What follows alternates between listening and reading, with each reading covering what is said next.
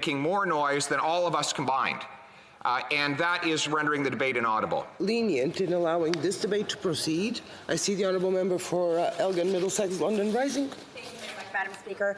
I recognise that this is a very difficult topic, so I would ask that we actually move to statements of the day, then go to question period, and then reconvene to this discussion. Statements by members. Déclaration des députés. The Honourable Member for Saanich Gulf Islands.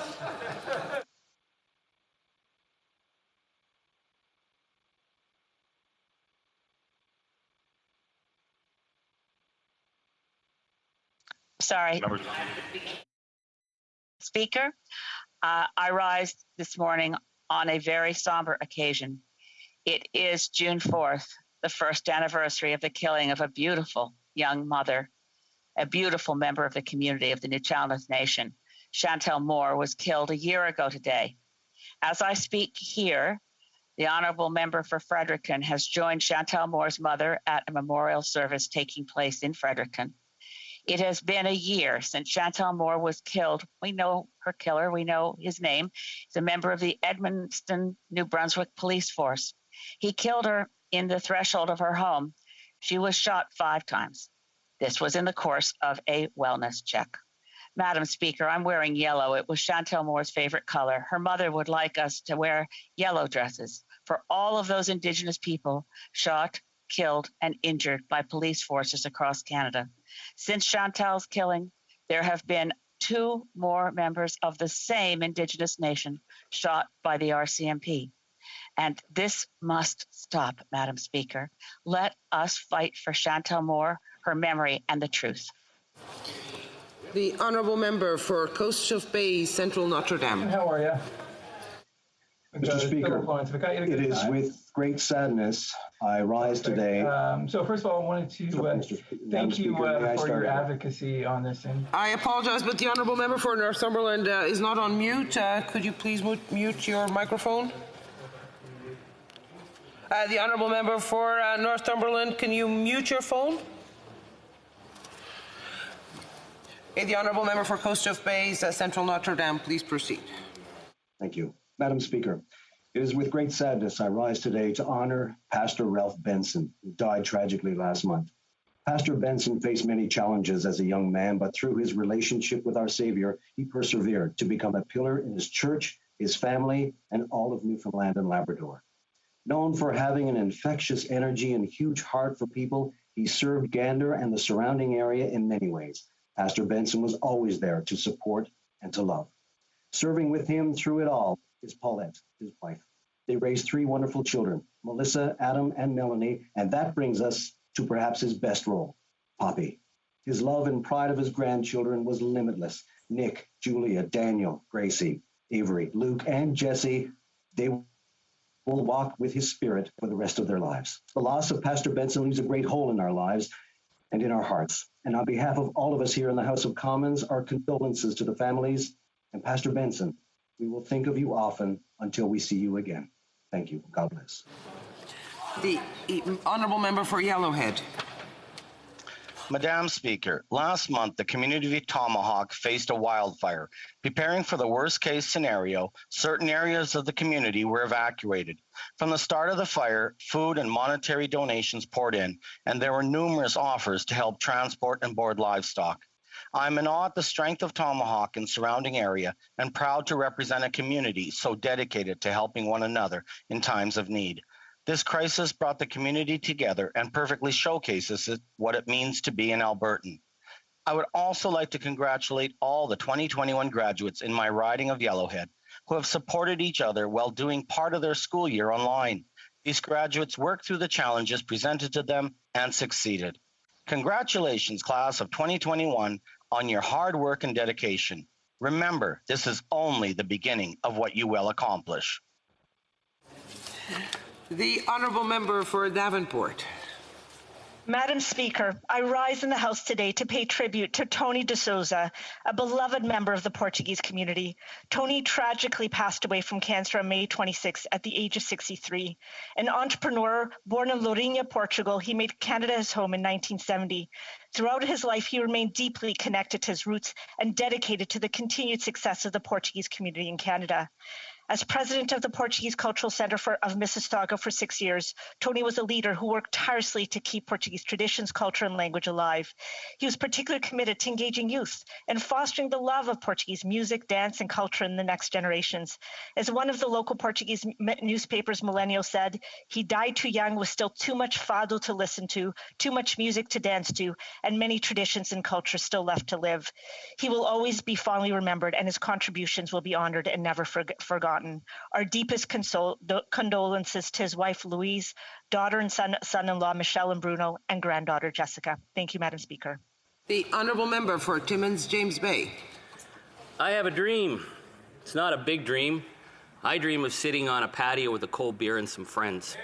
I dream of seeing my mom, who I haven't seen in a year and a half. I dream of seeing my brother and my sister and my little nieces who are growing like wild weeds. I dream of watching the very first match of the Cochrane, Ontario Cricket League, and I don't even know if I like cricket. I dream of ICU wards that are not full of people desperately trying to stay alive. I dream that the states of emergency in Fort Albany, Timmins, and Moosonee will be lifted so people can travel and see their loved ones. And to make this dream a reality, I'm willing to do my part. I'm going to get that second dose. I am going to limit contact and break that chain of transmission. And I dream that this nation will come out of these very terrible times a better nation, a more compassionate nation, that we will learn the lessons from these very, very hard months to come together to build a country that leaves no one behind. That's my dream, and I'm looking forward to that beer. The honourable member for Orleans. Madam Speaker, yesterday, June 3rd, was World Bicycle Day, a day to raise awareness about road safety and the importance of active transportation for our communities. I'd like to take this opportunity to recognize the government's efforts in supporting active transportation policies, as well as its support for our municipalities, which allows us to revitalize and beautify our neighborhoods. On Monday, I had the opportunity to join with my colleague, Councillor Matthew Luloff, in announcing the construction of a picnic area at Queenswood Ridge Park in Orleans, made possible by the investment of over $1 million in our community through Infrastructure Canada's COVID-19 Municipal Resiliency Fund. Gazebos, crosswalks, and a multi-use trail that will allow for safe cycling are among the projects approved in our community. Thank you. The honourable member for Essex. Thank you, Madam Speaker. Madam Speaker, at the outset of the pandemic, Canadians facing hardships were promised the support they needed. Today, I stand with the MP for Kildolden and St. Paul to bring attention to a maternity benefit issue that needs urgent action. So many mothers have lost their jobs during the pandemic. Those still working have reduced hours and may not qualify. Some Chrysler workers from my riding may face layoffs until the fall. New mothers and pregnant women currently receiving EI benefits may be forced back to work within weeks of giving birth. They will need to file a new claim requiring new insurable hours to qualify. Madam Speaker, these moms should not have to cut short precious time with their newborn children. As a temporary measure, Conservatives are calling on the government to allow expectant mothers and new mothers on EI to receive their full maternity benefits regardless of insurable hours. Time is running out for these mothers, Madam Speaker. To quote my colleague, protecting maternity benefits is something all parliamentarians can support. Honourable member for Richmond Hill. Madam Speaker, the downing of Flight PS 752 has struck a chord with my constituents and the Iranian Canadian community. The long road to have full accountability, justice, and reparation has been challenging with little transparency on the part of the government of Iran. Throughout this painful journey, the Canadian government and strong community voices continue to lead on this fight. On May 20th, 2021, the Ontario Supreme Court joined this fight and ruled that the downing of Flight PS 752 was an act of terrorism. In addition to the step taken by our government to date, a path to permanent residency for families of the victims and the appointment of Mr. Payam Makhavan as a senior advisor on PS 752 case are other key steps. I have to interrupt the honourable member. L'honorable député de Berthier-Masquinongé. The honourable member for Berthier-Masquinongé. There's a problem with the simultaneous translation. So, do you have interpretation now? Can you get it? The honourable member is invited to start again, please, because we didn't get interpretation from the start. Thank you, Madam Speaker. Madam Speaker, the downing of Flight PS-752 has struck a chord with my constituents and the Iranian Canadian community. The long road to have full accountability, justice, and reparation has been challenging with low transparency on the part of the government of Iran. Throughout this painful journey, the Canadian government and strong community voices continue to lead on this fight. On May 20th, 2021, the Ontario Supreme Court joined this fight and ruled the downing of Flight PS-752 was an act of terrorism. In addition to the step taken by our government to date, a path to permanent residency for families of victims and appointment of Mr. Payam Akhavan as a senior advisor on the PS-752 case are other key steps in continuing an approach of support and the strive for just closure. Let there be no mistake. Those who involved will be held responsible through all means and tools available in both courts of law and people. I would like to thank the Government of Canada for their ongoing leadership and support for all who have been impacted. The honourable member for Oakville North Burlington. Thank you, Madam Speaker. June 2nd was Lou Gehrig Day, and June is ALS Awareness Month. Lou Gehrig was one of the best baseball players to play the game. After his diagnosis of the disease that would one day bear his name, he told Yankees fans that even though they'd read about his bad break, he considered himself the luckiest man on earth. That was 1939. My friend, Tim Robertson, lived with ALS for 13 years, and Tim had that same attitude. Whether it's sporting events or Sherpa-ing my signs during election campaigns, Tim never let the disease define him. But little has changed since 1939 for those diagnosed with ALS. Today, there is still no cure. But ALS Canada provides services and support, funds research, and advocates for change. So on June 20th, I'll be joining Tim's wife, Beth, and walking virtually in the Walk to End ALS. Join us and support ALS Canada. Thank you, Madam Speaker. The honourable member for Regina Luwan. For 15 months, Canadians have been asked to deal with a lot of very difficult situations, from lockdowns to celebrating family holidays without family, to saying goodbye to loved ones in a detached and unfamiliar way. I truly believe the end of COVID-19 is in sight. I want to thank all frontline workers and their families for their hard work and dedication during the pandemic. Madam Speaker, one province has shown true leadership during this pandemic. That is my home province. The residents of Saskatchewan have been diligent, have done what they were asked to do, and as a result, we're returning to normal faster than every other province. Premier Moe announced that if 70% of people aged 12 and up are vaccinated by June 20th, then Saskatchewan will lift all restrictions by July 11th. This means family barbecues, live music, and kids playing sports in ballparks, baseball fields, and football fields. And of course, all of us in Saskatchewan are looking forward to hearing the roar of Rider Nation at Mosaic Stadium. Madam Speaker, I hope all Canadians can have a Saskatchewan summer. The honourable member for London West. Thank you, Madam Speaker. A few days ago, I met virtually with a group of amazing students from Ms. Sesto's grade 6 class at Emily Carr Public School at London West. They all wrote me letters demonstrating their passion for global justice and equality, showing that even at a young age, they are bright, articulate, and well-informed global citizens. Ava, writing to raise awareness about the millions of girls around the world who aren't going to school, writes, "Think of all the potential every girl has. We are stronger together." Ahmed urges us to do more to seriously address climate change, or else, quite truthfully, he writes, countless people are going to die. It is inspiring and sobering to see young Canadians so engaged on complex, serious issues, such as support for refugees, child soldiers, and landmines. As the Member of Parliament for London West, I am pleased to have the opportunity to highlight some of the concerns of my youngest constituents to this chamber. Thank you, Madam Speaker, and thank you to the students at Emily Carr. The honourable member for Stevenston, Richmond East.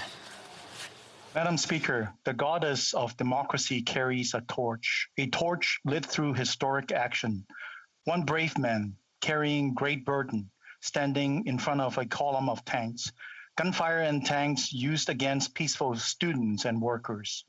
Then thousands inspired with umbrellas on the streets facing police in their riot gears because they believe in something greater for their nation. For 32 years, the people of Hong Kong have carried their torches. Be it rain or shine, they continue to seek freedom and democracy, peace, prosperity, a responsible and contributive China. This year, for fear of increasing state retaliation, they cannot. They have been forbidden from remembering the truth of events. This is why we must now carry the great burden, our umbrella torches. We join the world in carrying the torch of Lady Democracy. Liberty, much like Tiananmen, must never be forgotten. 8964. Honourable Member for Central Okanagan, Similkameen, Nicola. Madam Speaker, the iconic image of a single protester standing in front of a large row of tanks in Tiananmen Square is something I will never forget. I was 12, and I will always remember the images of those tanks rolling through student demonstrators in Beijing. Those students were peacefully protesting political corruption, economic inequality, and severe restrictions on their personal freedom and speech. The Chinese government imposed martial law, sent 300,000 soldiers into Beijing, and killed demonstrators. These were their own people, their own citizens. Prime Minister Mulroney saw the Chinese Communist regime for what it was in 1989. His government took a firm stance against those catastrophic events inflicted on the Chinese people. 32 years later, 2 Canadians sit in a Chinese prison on trumped-up charges. Genocide is being committed against the Uyghur ethnic minority in China. Let us not forget the lessons taught to us on June 4th, 1989. Let's honor the memories of those that lost their lives speaking out against tyranny. I urge this Prime Minister to stand up for Canadian values when it comes to the Chinese Communist regime. The Honourable Member for Vancouver East. The Liberal government's National Action Plan to implement the Missing and Murdered Indigenous Women and Girls 231 Calls for Justice was finally released yesterday. Sadly, instead of an actual plan, CUPE Chief Judy Wilson called it, quote, a bunch of aspirational statements with promises we have all heard before. What the Liberal government needed to do is to say clearly that Canada is responsible for the historic and ongoing genocide and outline the steps with a timeline and accountability measures to end this colonial violence against Indigenous women and girls. The Liberal government's failure to deliver an actual plan means genocide is going to continue. Since the national inquiry, hundreds of women and girls have gone missing and murdered. This is appalling, as the government's refusal to stop taking Indigenous children to court as devastating as the impact of residential schools. The government is out of excuses and must step up and take full responsibility to end this colonial violence. The Honourable Member for Rivière-des-Mille-Îles. Thank you, Madam Speaker. On June 6th, we'll be commemorating our military's role at a pivotal time in World War II, the Normandy landing. Historian Sébastien Vincent has compiled accounts from French-Canadian soldiers who participated in the operation, including that of infantryman Émilien Dufresne of the Chaudière Regiment. And I quote him, Judas Priest, that morning of June 6, 1944, I remember coming face to face with death, the real thing, cold and clammy. It seemed inevitable despite all our plans for victory. I'm up to my shoulders in water with my rifle raised high above my head. I know this rifle has to be protected at all costs. My life depends on it. To the French and English Canadians who participated in D-Day, your courage will always be a credit to you. Thank you. The Honourable Member for Carleton.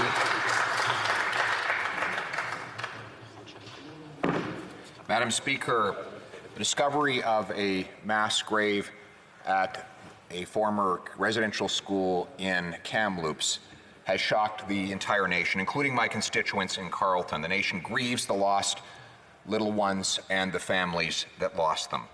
Since the news, I've spoken with the former chief from Kamloops, Manny Jules, who rightly reminded us of the need to immediately implement Truth and Reconciliation Commission calls to action 70 through 78. For example, 74 calls upon the federal government to work with churches and Aboriginal leaders to inform the families of children who died at residential schools of the child's burial and to respond to families' wishes for appropriate commemoration ceremonies and markers and burial in home communities where requested, end quote.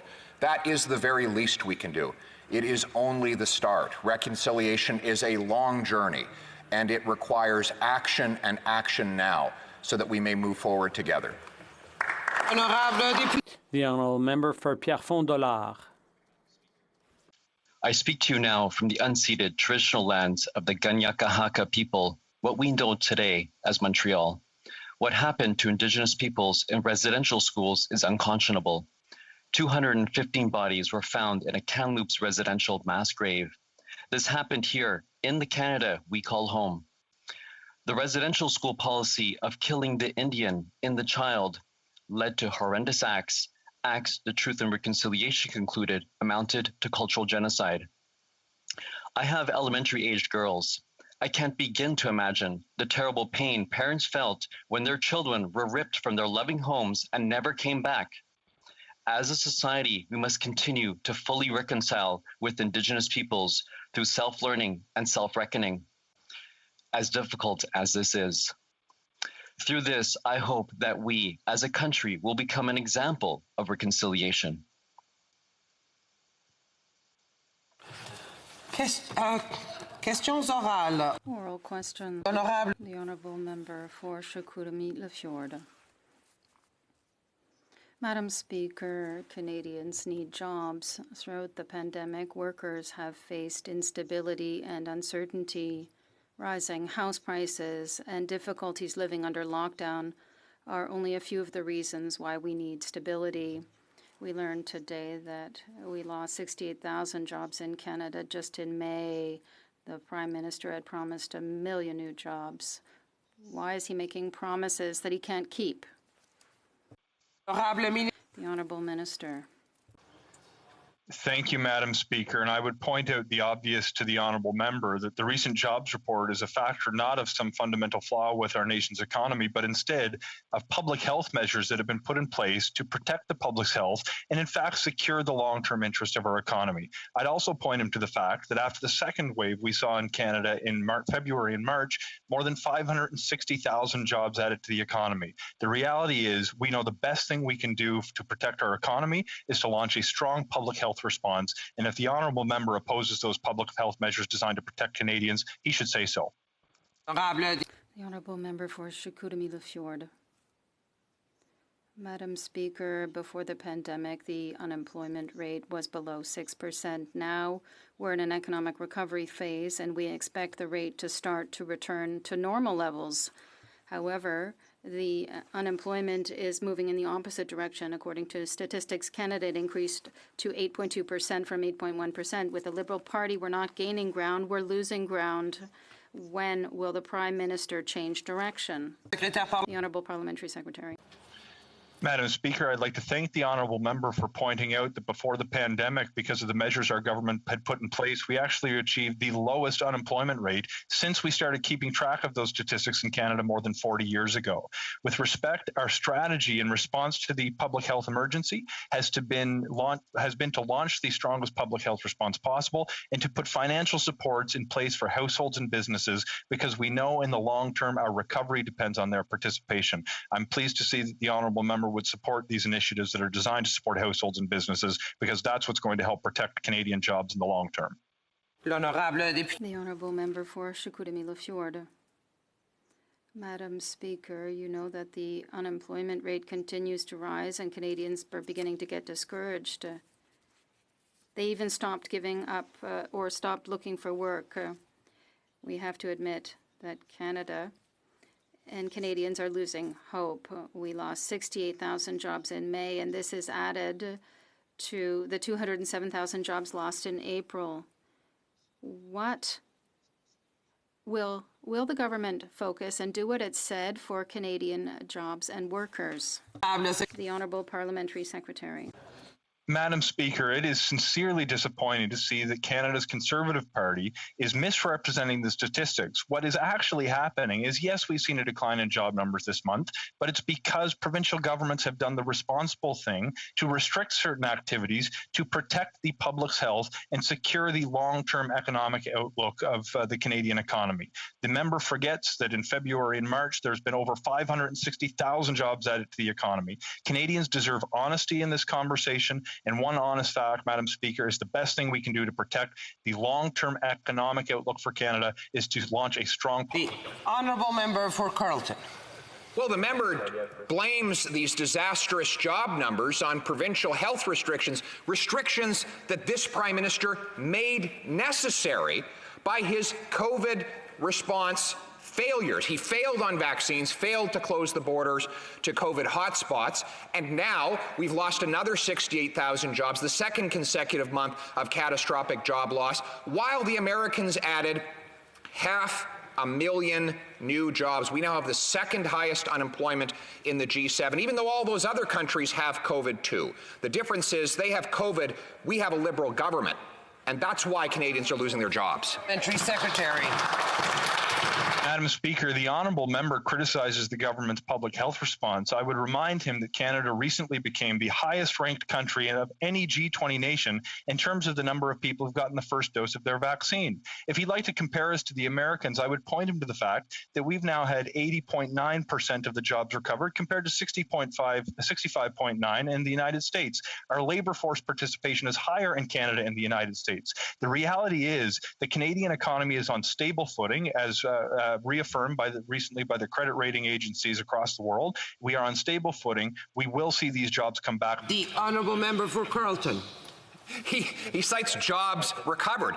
Well, we had so much more unemployment in this country and so many more people who needed to recover their jobs because this government's failure had driven unemployment so much higher than our competitors. In fact, we have higher unemployment than the US, the UK, Japan, Germany, France. Only socialist Italy, which this government is trying to replicate, has worse unemployment than Canada. And as for doses, other countries are onto their second dose, while we only have single digits who have had that. Why is this government killing? Honourable Parliamentary Secretary.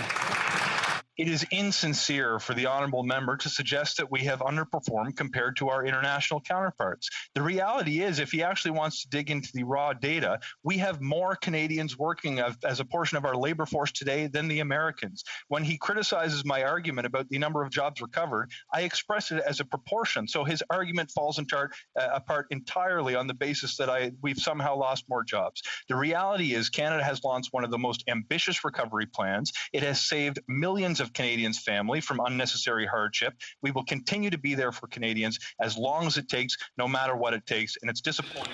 The honourable member for Saint-Jean. Madam Speaker, we know that it takes forever to get through the immigration process at the federal level, but what we've learned from the information commissioner is that they're deciding when they can ask questions. The commissioner revealed that the Department of Immigration was arbitrarily requesting extra time to avoid responding to requests for access to information about people who want to know where their file has ended up. Will they respect the Access to Information Act and respond to immigrants who want to know about their file? The Honourable Parliamentary Secretary. Madam Speaker, our government is committing to openness and transparency. And we have seen an increase of 36% in access to information requests. We continue to move forward because most of the delays are treated within the 30 days. And we see a 26% increase over last year. We will continue with our efforts. Thank you, Madam Speaker. The Honourable Member for Saint-Jean. Madam Speaker, we learned last month that the Minister voluntarily delayed requests for permanent residence applications from qualified workers picked by Quebec. Not only were the files delayed, but the access to information requests by people were delayed as well. These are completely arbitrary, adding to already long waiting times. It's even worse for applicants from Quebec. The minister is putting the future of families and individuals at the bottom of the pile. When will the minister start resolving these delays instead of making things worse. Madam Speaker, here is the results. We are working hard, including on the family class. We have added resources, moved to digital files, prioritized family reunification. We've already supported more than 14,000 foreign workers in Quebec's agricultural sector. It's good for Quebec, it's good for the economy, and we will continue to work together with our partners in Quebec because immigration is important for economic strategy across the country. The honourable member for Rosemont Petite Patrie. The leaders of Air Canada are acting like crooks. They got $6 billion in public funds. They took advantage of the emergency wage subsidy for employees. They are laying off thousands of workers shamelessly. They are giving themselves obscene bonuses at the expense of real people. Why is the minister not condemning Air Canada? How can she imply this is outside her mandate? Is she afraid of attacking big companies? Who call the shots? The honourable minister. Actually, Madam Speaker, I'd like to correct the honourable member. As the minister pointed out, the behaviour of Air Canada is completely unacceptable in these circumstances. The notion that you should be issuing large bonuses to corporate executives at a time you're taking public funds designed to support workers is not fair, and Canadians see that. I'd like to point out for the honourable member that we've made changes to the wage subsidy program to insist that companies will have to pay back their wage subsidy if they increase executive compensation. And in the recent deal that we struck with Air Canada, we've placed a cap on executive compensation, and they will not be able to avoid that cap until 1 full year after they have paid back every dollar owed to the Canadian taxpayer. The honourable member for New Westminster Burnaby. That it's not just Air Canada that's taking public funds and paying big executive bonuses, because this Prime Minister seems to be giving unprecedented supports to banks and billionaires through this pandemic. Banks have received $750 billion in liquidity supports through government institutions. They've made nearly $60 billion in pandemic profits. And banks are repaying Canadians by jacking up bank fees. This government has the tools to prevent gouging. They are choosing not to use them. At this difficult time, why are the Liberals letting the banks rip off Canadians with higher bank fees? The Honourable Parliamentary Secretary. Madam Speaker, I'd point out first to the honourable member that some of the supports he's referring to were offered by independent organizations to the banks to allow them to loan more money to Canadians to help provide relief for mortgage payments. The reality is the wage subsidy program was designed to support workers, and I'm pleased to report that it's helped keep more than 5.3 million Canadian workers on the payroll so they can contribute to the economic recovery and were able to put food on the table in the interim. The reality is, Madam Speaker, that member voted against our opportunities to actually raise taxes on the wealthiest 1% so we could cut them for the middle class. When he had an opportunity to send less money to millionaires through the Canada Child Benefit and put more money in the pockets of 9 out of 10 Canadian families, he voted against it as well. So, the honourable member for Richmond Arthabaska. Mr. Speaker, in Bill C-10, the Liberals are attacking freedom of expression and net neutrality. Today, guess what? They are now attacking the freedom of expression of parliamentarians, studying the bill in committee by imposing a gag order. It boggles the mind. The problem with the bill is freedom of expression, and to resolve the issue, they're imposing a gag order with the complicity of the Bloc Québécois. Is there a single Liberal, any Liberal in this chamber, brave enough to condemn this anti-democratic move? The Honourable Parliamentary Secretary. Madam Speaker, if I may. Thank you. First of all, I want to say that the premise of the question is false because independent public servants conducted an analysis of C-10, and according to their independent analysis, and the Deputy Minister came to testify before the committee to say that C-10 is in accordance with the Charter of Rights and Freedoms. There is a section in C-10 that has already been passed by the committee that sets out that the CRTC must exercise its power within the limits of freedom of expression, artistic expression and creation. The honourable member for Richmond Arthabaska. Madam Speaker, by trying to silence Conservatives by imposing a gag order, the minister is doing something unacceptable. The Liberals are have been ignoring the opinion of experts, university professors, former commissioners of the CRTC, and thousands of Canadians defending freedom of expression and net neutrality since the very beginning of the study. Being a Liberal today would make me ashamed. How can they show such a lack of respect for all Canadians and experts in Canada by imposing a gag order? The Minister.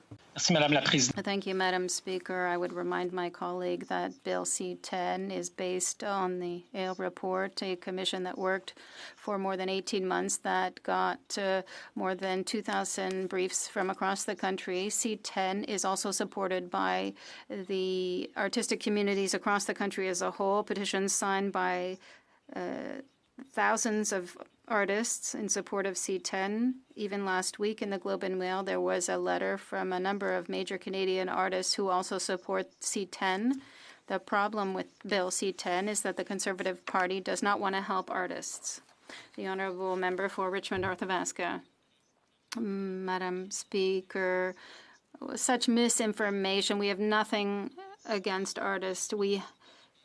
It's the censorship by this minister and the government they're showing us today that they're opposed to net neutrality and freedom of expression on social media. They are trying by any means possible to give more powers to the CRTC, and that if we don't think like Liberals, all we need to do is shut our mouths. Worse still, the Liberals have been trying for 6 years to make us believe that the committees are masters of their own domain, and today they're imposing a gag order. The Honourable Minister. Madam Speaker, what the Conservative Party is doing is attacking artists and creators. Every month that passes, it's $70,000 that the Conservative Party is depriving the artistic community from getting, because all C-10 wants to do is to make the web giants pay. And I don't understand, Madam Speaker, how the Conservative Party has decided to stand with some of the wealthiest companies in the planet, like Google, rather than supporting our artists. Rich. How low can you go? That's the name of the game when it comes to free speech with this government and its attack time and time and time again. Bill C-10 undeniably threatens the voices of Canadian creators. MPs have contended for them by standing up for their voices, their right to both freely express and be freely heard. What this government is doing now is nothing less than a gag order. Censoring the voices of creators wasn't enough. Now they're having to stop members of Parliament from debating this atrocious bill at committee. Why? The Honourable Minister. Thank you, Madam Speaker. I would like to remind my colleague that the Bloc Québécois supports Bill C-10. The NDP supports Bill C-10. The Greens support the Bill C-10, and obviously the government supports Bill C-10, and artists across the country support Bill C-10. The real question, Madam Speaker, is why has the Conservative Party decided to side with some of the wealthiest companies in the world like Google instead of supporting our artists, Madam Speaker? Member for Lethbridge. No other democratic country in the world uses their Broadcasting Act to censor what Canadians post online. Let that sink in for just a moment, because it would appear that the Prime Minister wants Canada to be likened to countries like North Korea and Communist China. Experts have called Bill C-10 the most regressive piece of legislation that they have ever seen. Yet this government is so determined to rush it through, to silence our voices, to move on this piece of legislation, that they are shutting down debate within committee. Why? The Honourable Minister. Madam Speaker, the Conservative Party of Canada saying that they support artists is like when they say that they support climate change, yet they vote down a motion to recognize climate change at their annual meeting. Or they say they support the Charter of Rights, yet 81 of the Conservative members voted this week to strip away women's right to choose. Canadians don't buy it, Madam Speaker, and artists certainly don't buy it. The Conservative Party has never been in favor of artists. As when they were in power, we've seen a number of cutbacks, and it's frankly just more of the same, Madam Speaker. Member for Lethbridge. We are talking about free speech, Madam Speaker. The government's Bill C-10 intends to censor artists and creators who are achieving success online. We were in the middle of going through Bill C-10 clause by clause in committee, which is the normal and right legislative process here in this place.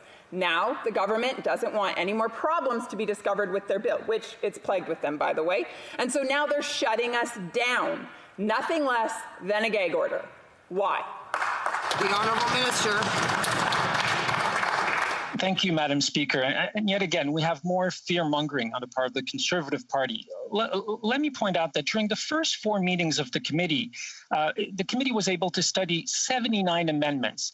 Since the Conservative Party has decided to start systematically obstructing the work of the committee, during the last 11 meetings, we were barely able to make it through 7 amendments.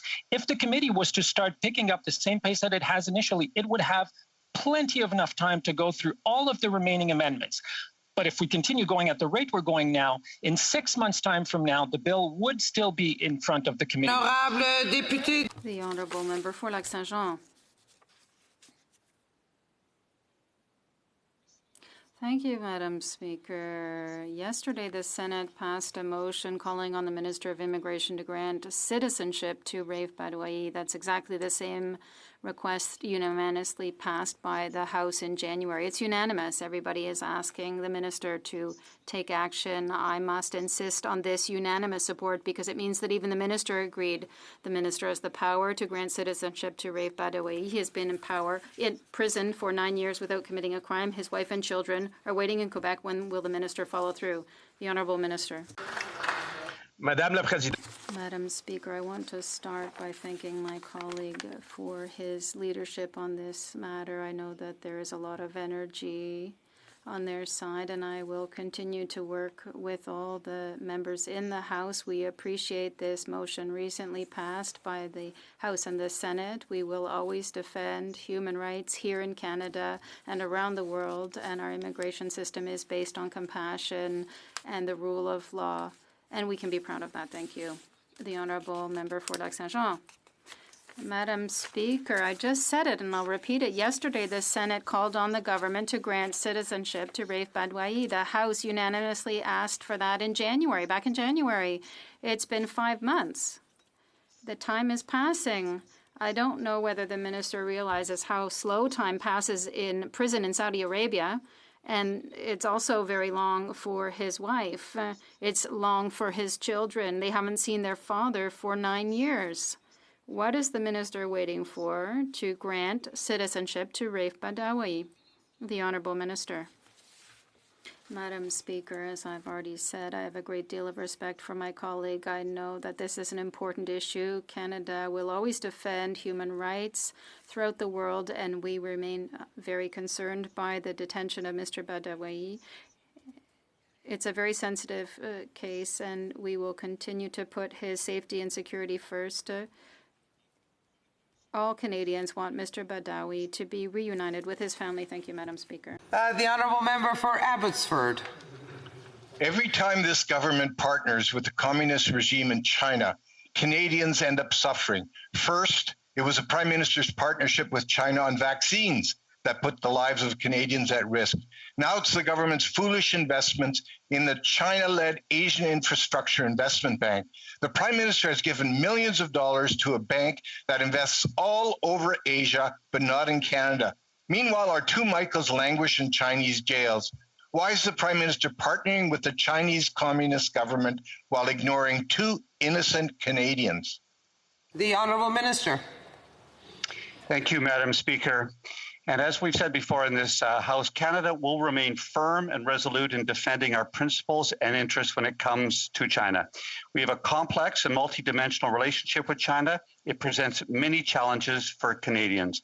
Many of our international partners also face similar challenges, and we're actively engaging with them on all of these issues.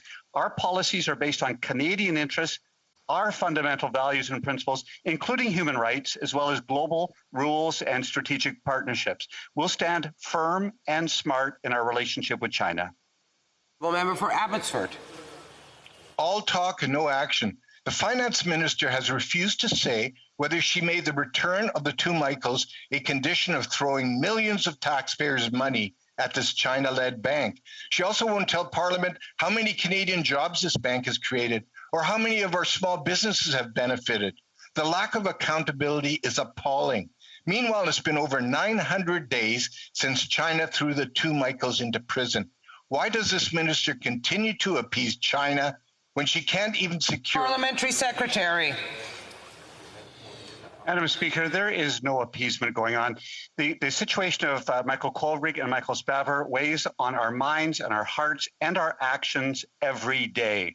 Our ambassadors in touch whenever we're able to get consular access to them, as well as others, including Mr. Schellenberg, and when we try others who we are not able to get access to. We will stand firm, resolute, and smart in our relationship with China. We continue to stress the principles that Canadians expect us to stress, and we'll continue to work with our partners around the globe, ensuring that we find a way to have the international rules-based order and human rights adhered to by China. Honourable Member for Calgary, Rocky Ridge. Madam Speaker, the government's lack of a plan for safe, permanent reopening and late vaccine deliveries have taken a brutal toll on small businesses.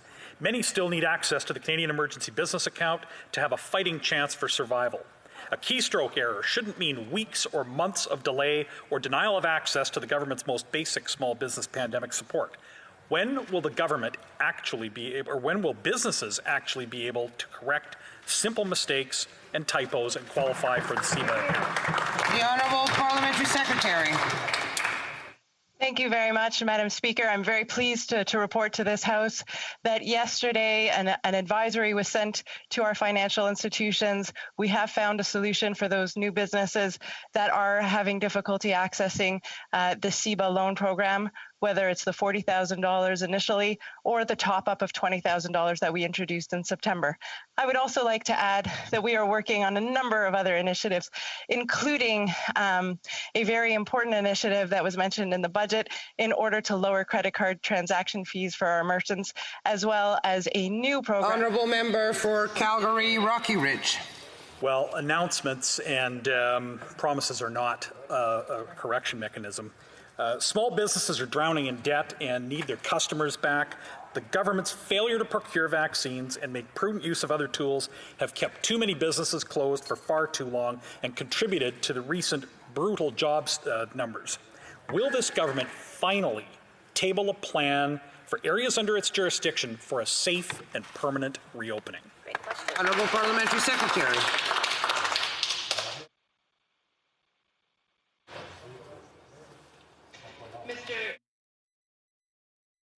Of course, as the member opposite knows, it is the provinces and territories that are responsible for imposing local restrictions that may be affecting our small businesses. But what the member opposite should also know is that this federal government has been there since the very beginning in order to support all of our small businesses and all of our entrepreneurs right across the country. We have introduced, of course, the wage subsidy and the rent subsidy, as well as numerous other supports, and extended those supports in the most recent budget. Thank you, Madam Speaker. The Honourable Member for North Island Powell River. Madam Speaker, in my riding, wild salmon is key to our cultural and economic health and needs immediate action from the government to survive. In 2019, the Liberals made it clear, both in the election and then in the minister's mandate letter, that fish aquaculture would be changing.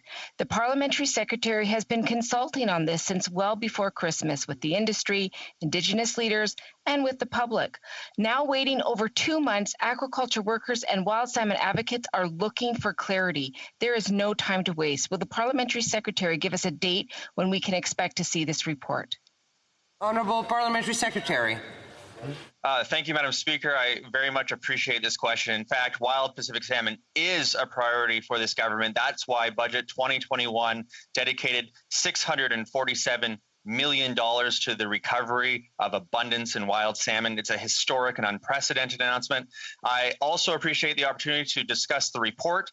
We have been consulting with stakeholders across British Columbia, and I fully expect that the report will be ready in the next number of weeks. The Honourable Member for, Courtney Alberni. Madam Speaker, 1 year ago today, a New Brunswick police officer shot and killed Tloquet First Nation member Chantal Moore during a wellness check. The First Nation and family requested a meeting with the Public Safety Minister and meaningful police reforms to address violence against Indigenous people. Since Chantal was killed, 2 more police shootings, 1 fatal, have occurred to Tloquet community members. What is it going to take for the minister to bring forward police reforms and meet directly with the family and leadership of the New Chelmsford people? The Honourable Minister. Thank you very much, Madam Speaker. And our thoughts, of course, are with the family and friends during as we mark the anniversary of the tragic death of that young woman, following the tragic passing of Miss Moore, which involved the Edmundston Police Municipal Police Service. I spoke with the New Brunswick Regional Chief and the President of the New Chelmsford Tribal Council to discuss wellness checks and the different roles of the police in our communities. I think it's essential that there always be a timely, transparent, independent investigation in these matters.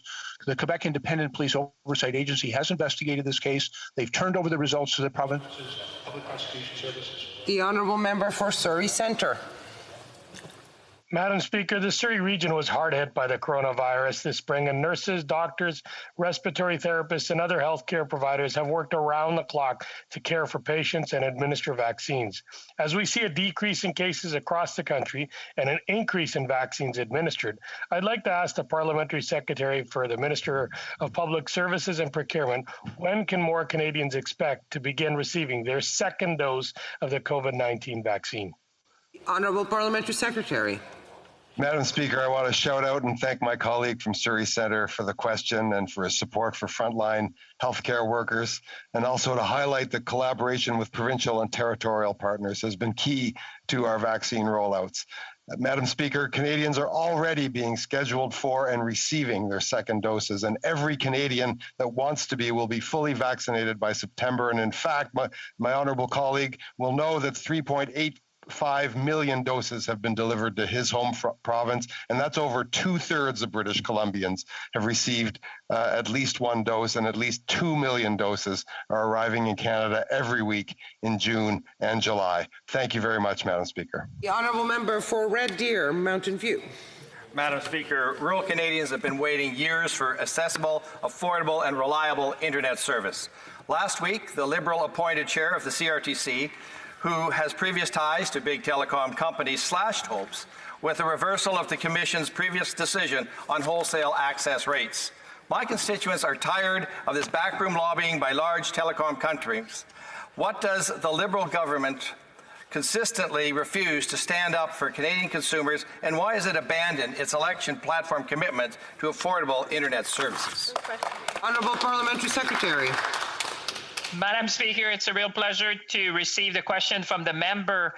And I would say we're standing up, Madam Speaker, and I think it's we share the same goal with the member, and I think all the members of this House around affordability, competition, innovation. And that's why the member will know that our government has been relentless in promoting competition to lower prices while working to improve the quality and increase the coverage of telecom services in Canada. We are ensuring that Canadians pay affordable prices for reliable internet services, regardless of their postal code. We'll keep on working with service providers, and we will fight for the Honourable Member for Souris Moose Mountain. Madam Speaker, right now the demand for mental health services in Canada is higher than ever, and this government has failed the many struggling Canadians who are still waiting for help. It has been nearly 6 months since this House passed a motion to establish a National Suicide Prevention Hotline. And instead of taking action, the Liberals are passing the buck to the CRTC, causing more delays. Why does this government continue to drag their feet on immediate action to the life-saving initiative? The Honourable Parliamentary Secretary. Madam Speaker, on the contrary, since the beginning of our mandate, we have made investments to mental health supports, as we know this has been a critical area of investment prior to COVID, throughout COVID, and post-COVID. Madam Speaker, when it comes to the 3-digit hotline, I'm happy to say that CRTC has announced a consultation period. I implore everyone to provide that feedback. But Madam Speaker, we also have invested in resources now, like Wellness Together, Canada that provide immediate services to over 1 million Canadians, and we will continue to invest in this critical area. The honourable member for West Nova. Madam Speaker, the residents along the Avon River in Nova Scotia are looking for the Minister of Fisheries' final decision on the Windsor Causeway. Her interim decision a few months ago has created chaos along the river. Lake Pisiquid is now a dusty, dry basin, apparently causing respiratory problems for the residents for the town of Windsor. There's reports of fish and turtle kills upstream where freshwater and saltwater are now mixing. The new unpredictable water flow is causing bank erosion, causing nightmares for families and farmers. What decision will the minister make? Abato or no abato? Mr. Madam Speaker, thank you for the question. Protecting the environment and biodiversity is a priority for our government, and we remain committed to ensuring adequate passage for fish at the Avon River Tidal Gate. Our department is currently reviewing under the Fisheries Act an application from the government of Nova Scotia for replacing the existing tidal gate. The project will be evaluated for fish passage for all fish species likely to use the Avon River. Thank you very much for this question. Honourable member for St. Albert, Edmonton. Madam Speaker, last year the government entered into an agreement to compensate federal public servants with Phoenix pay damages, and yet 1 year later, retired and former public servants can't even apply, let alone be compensated, because this government has failed to set up a claims process. After 1 year, when will this government stop dragging its feet and see that retired and former public servants receive the compensation they're entitled to? Honourable Parliamentary Secretary. Madam Speaker, my honourable colleague well knows that the Conservatives left us with a brutal mess in terms of the Phoenix pay system, and one that we have had to clean up and, in fact, indeed extend compensation to all public servants and retired public servants and former public servants. We will continue to do that. Public servants have all received their general damages, and retired public servants and former public servants will similarly see this compensation, Madam Speaker. Honorable député de Repentigny. Demain marque la journée. Tomorrow is World Environment Day, Madam Speaker. I'd like to remind you that when this government announced its new greenhouse gas reduction targets, it exempted 735,000 square kilometers from environmental assessment. On May 5th, the Minister of Natural Resources said he saw the oil industry as a partner in the fight against climate change. And he said that this is how we'll achieve carbon neutrality by 2050. How can oil development without environmental assessment on an area as large as half of Quebec fight climate change? The Honourable Minister. Speaker, we have a bold and ambitious plan to protect our environment, reduce emissions, and create a sustainable economy for our kids and grandkids. And don't take my word for it. The fact that former leader of the BC Green Party and leading climate scientist Andrew Weaver called our pollution pricing plan the gold standard and described our plan as innovative, inspiring climate plan. We are here to protect the environment, fight climate change. It's a crisis, and we're taking significant, bold action, Madam Speaker. Thank you so much. L'honorable député d'Avignon-la-Métis, Madame Matapédia. Madame la Présidente, demain marque la journée mondiale. Tomorrow is World Environment Day. On this occasion, I'd like to remind you that when Ottawa announced its new greenhouse gas reduction targets, it promised to make them law. On April 22nd, the Minister of Heritage said that we will enshrine Canada's 2030 climate change target in Bill C-12. The government has not only not done this, it's fighting in committee to prevent the Bloc from doing it. Why is it refusing to put targets into law, if not because it has no intention of meeting them? Thank you, Madam Speaker. The Canadian Net Zero Emissions Accountability Act has a robust accountability and transparency. Just to name a few aspects, it has legally binding process for the federal government to set climate targets and bring forward plans to meet those targets. Rigorous ongoing process reports, yearly reports by the independent advisory body, and ongoing audits by the Office of the Auditor General of Canada. As the Minister has previously stated, we are open to amendments from all committee members, and we look forward to speedy passage of the bill through committee. Thank you, Madam Speaker. The Honourable Member for Regina Leeuwen. Madam Speaker, the Business Council of Canada says the government is stifling our economic recovery by not presenting a clear plan to reopen. And now we see the direct result of this inaction with 68,000 job losses in May. In America, the Center for Disease Control has specified what citizens with 2 doses can and cannot do. Premier Moe announced that if 70% of people aged 12 and up are vaccinated, all restrictions in Saskatchewan will be lifted by as early as July 11th. Why is the Prime Minister's default position on reopen plans always no? Clearly, he should be thinking more like our Premier Moe. Where is the Prime Minister's national reopening plan? Honourable Parliamentary Secretary. Madam Speaker, I'd be happy to offer the honourable member a basic lesson in civics. It's the responsibility of provincial governments, as he just alluded to in his question, that bear the responsibility for the economic activities that are permissible in a community. Thankfully, Madam Speaker, his criticism of job numbers is also without merit, as it's a reflection of the provincial public health restrictions that have been put in place to keep people safe. He's now interrupting me because he doesn't have the ability to remain calm when dealing with facts he does not agree with. But the fact of the matter is, Madam Speaker, we have had an excellent record to both protect the public health of Canadians and to support them through this pandemic from the very beginning, and we won't stop until it's done. Honourable Member for Red Deer Lacombe. Madam Speaker, the Prime Minister has announced that next week he will be traveling to Europe for in-person meetings. He's been able to attend these types of meetings virtually for the last several months. I don't doubt that he's itching to travel abroad and put himself an ocean away from parliamentary scrutiny, but there are countless businesses that rely on customers crossing the border who aren't being extended this same courtesy. So which hotel will the Prime Minister be staying at when he returns home, or will he just have the taxpayers of this country pay his new $5,000 fine for him as he walks past the rest of us with his nose in the air? The Honourable Parliamentary Secretary. Madam Speaker, when it comes to our border measures, Canada has some of the strictest border measures in the world, and we've done so precisely to add layers of protection. Each of these layers of protection are in place to track, trace, and stop the spread of COVID-19.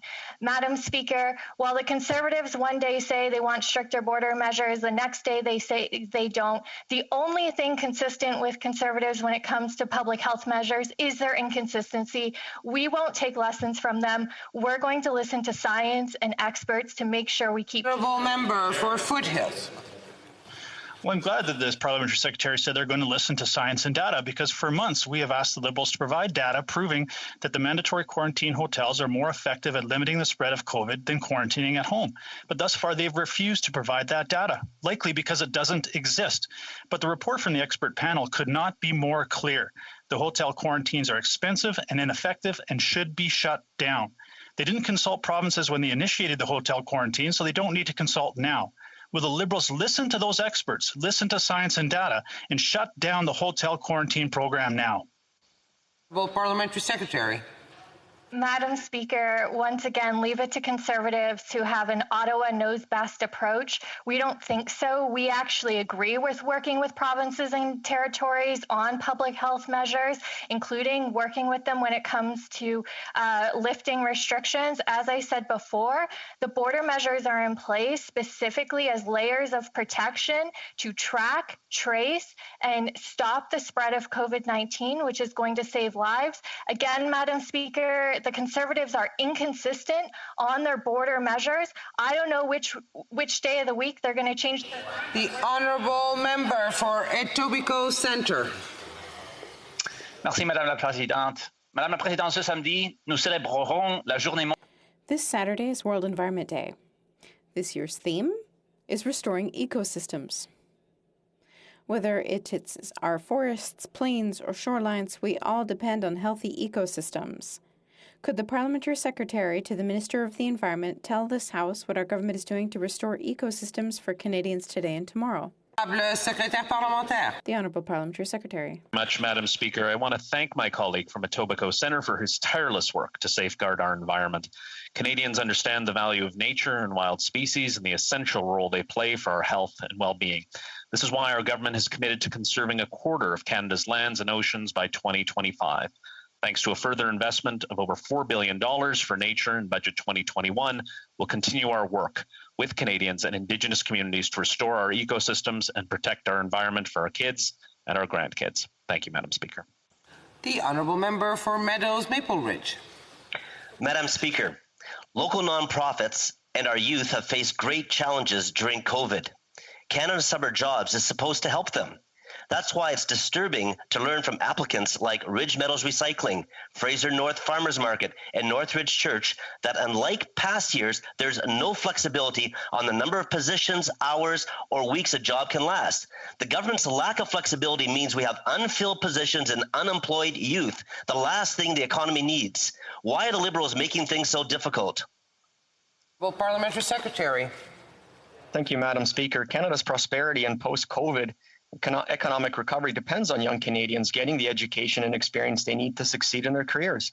That's why the Canada Summer Jobs Program is an important part of our government's youth employment and skills strategy, and we're committed to significantly scaling up this program.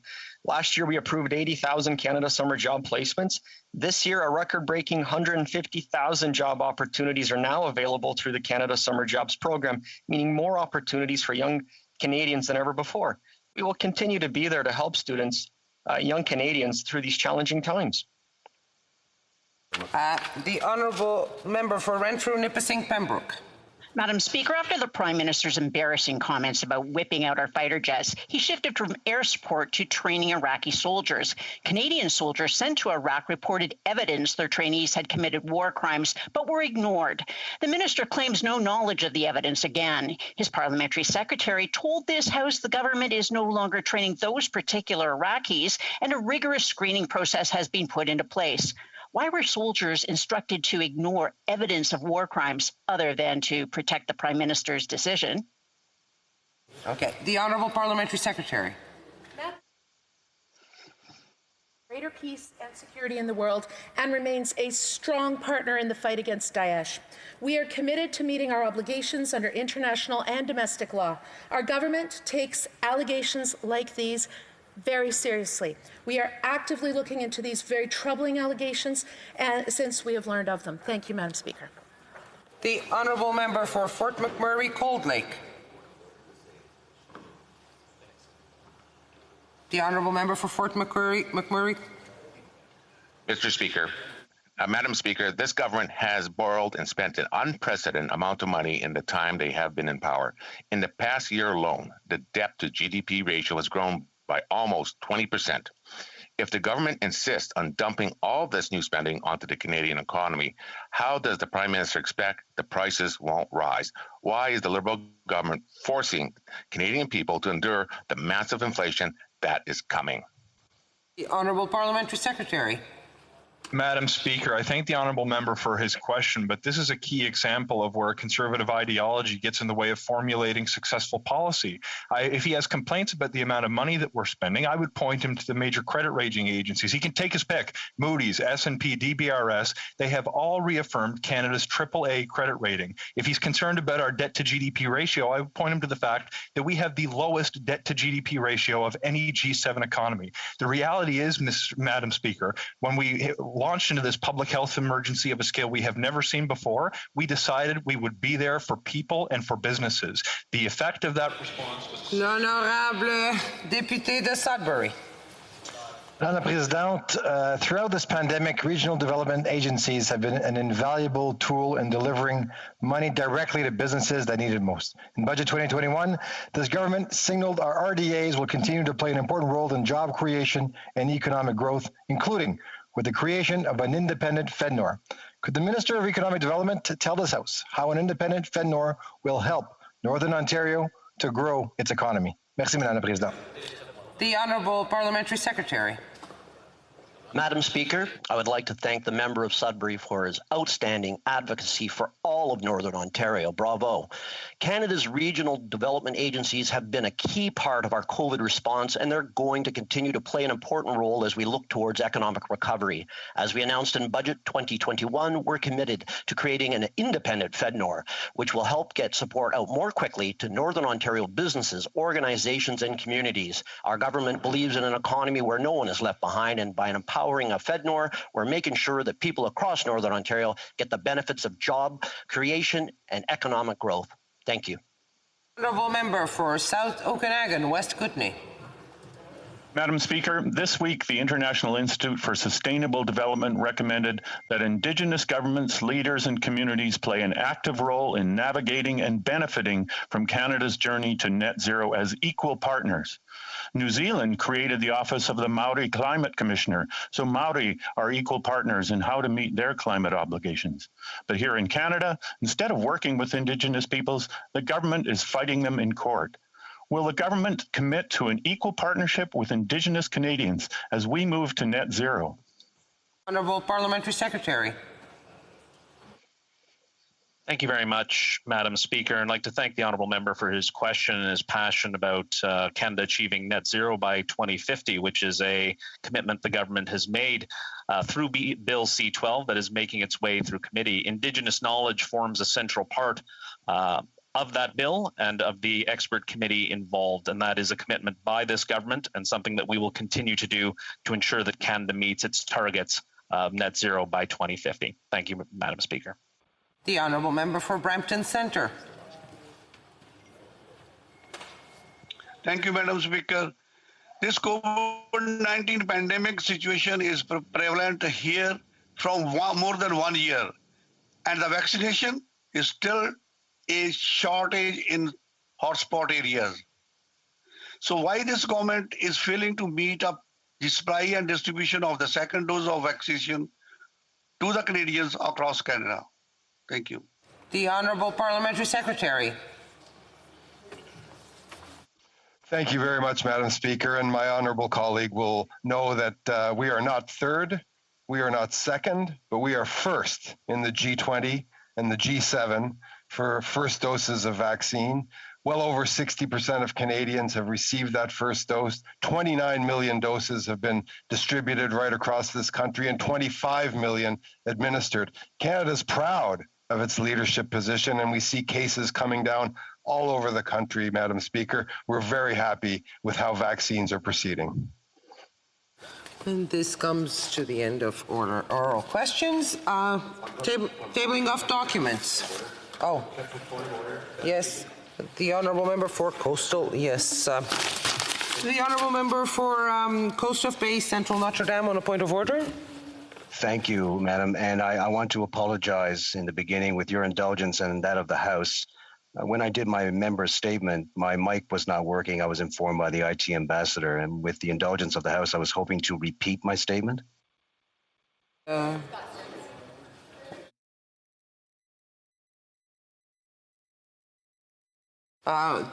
the other members consent to having?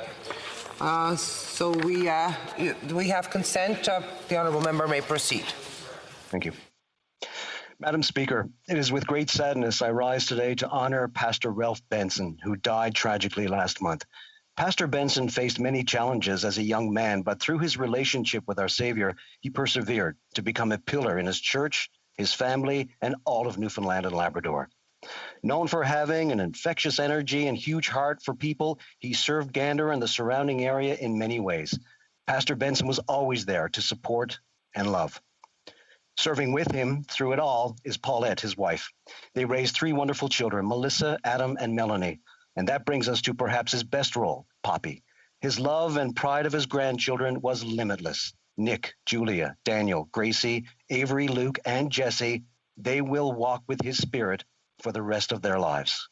The loss of Pastor Benson leaves a great hole in our lives and in our hearts. And on behalf of all of us here in the House of Commons, our condolences to the family. Pastor Benson, we will think of you often until we see you again. God bless. Honourable Member for Windsor West. Thank you, Madam Chair. Just a point of order. The Minister, in his response on a question of C10, the NDP has supported the process to this point for C10, but we are waiting for full discussion and the final bill to make our decision. Thank you, Madam Speaker. For Battle River Crowfoot, in a point of order. Yes, thank you very much, Madam Speaker. Although I have significant points of order regarding the proceedings of this morning, I will leave those for another time, and specifically would like to call your attention to how important it is that the actions of members on camera also reflect the expectations of those high standards that would be expected in the House. And specifically, this morning, the member from Fleetwood Port Kells held up a sign in his in his camera that was a picture of a meter that then, and I quote, Madam Chair, BS meter was displayed clearly for members to see. Madam Speaker, I would urge you to consider this very carefully and whether or not that fits within the decorum that is expected on the very important issues that we debate within this chamber. Thank you, Madam Speaker. I thank the honourable member for bringing it to our attention. We'll look into it and we'll come back to the House. Tabling of documents. The honourable member for Sherwood Park for Saskatchewan. Well, thank you, Madam Chair. I wanted to ask you to rule on, and maybe the member wants to comment, the member for Central Nova made a very personal attack on the member for Regina Louvain with respect to his abilities, with respect to his management of his feelings and so forth. I think you'll find that those comments are unparliamentary and should be withdrawn. I would ask the honourable member of Regina Louvain if he has a point of order to bring it forth, but I don't. Again, we'll review it and come back to the House. I don't, if necessary. Tabling of documents, the Honourable Parliamentary Secretary to the President of the Queen's Privy Council. Yes, thank you, Madam Speaker. Pursuant to Standing Order 36 bracket 8A, I have the honor to table in both official languages the government's responses to 12 petitions. These returns will be tabled in an electronic format. And while I'm on my feet, I move, seconded by the member for Kingston and the Islands, that the House do now proceed to orders of the day.